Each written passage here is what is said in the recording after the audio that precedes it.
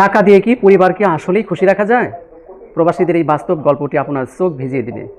আপনি ছেলে মেয়েকে বলেন আর স্ত্রী বলেন, কাউকে দিয়ে কোনোদিন খুশি করতে ঠিক কথা। পারবেন? পৃথিবীতে দিয়ে কোনোদিন খুশি করা যায়? না, না, না। এটা আপনাদের প্রবাসীদের চাইতে বেশি কে বুঝবে?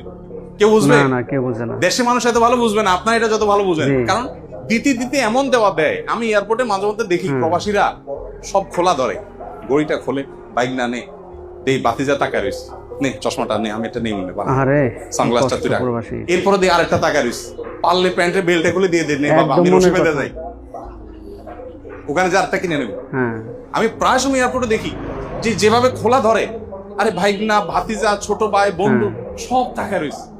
3 মাস আসিল বেচারা, দেশে আসছে 3 মাস ধরে তো চুষছে ধুমায়। এখন এয়ারপোর্টে যাওয়ার পরে পারলে প্যান্ট খুলে থুইয়া সালা বস্তা পরে যাবে। ঠিক। এই অবস্থা আপনাদের চাইতে ভালো কে বুঝবে? না। প্রিয় ভাইরা, মনে রাখবেন, কিচ্ছু দিয়ে আপনি পরিবারকে খুশি করতে পারবেন Right. না। একটা জিনিস যদি দিতে পারেন সকল সুখের মূল মন্ত্র, সেটা হলো দিন, তাকওয়া। তাকওয়া, আল্লাহ ভীরুতা। ঠিক। সেটা নিজে আগে হইতে হবে এবং পরিবারকে বসে সিদ্ধান্ত নিতে হবে আমরা কি জান্নাতে যেতে চাই কি চাই। জি, আমরা চাই। আমাদের বিগ ডিসিশনের ব্যাপার। যদি চাই, ওকে। ভিডিওটি শেয়ার করে প্রতিটি প্রবাসী পরিবারের কাছে পৌঁছে দিন, যেন তারাও এই গুরুত্বপূর্ণ সত্যটি বুঝতে পারে।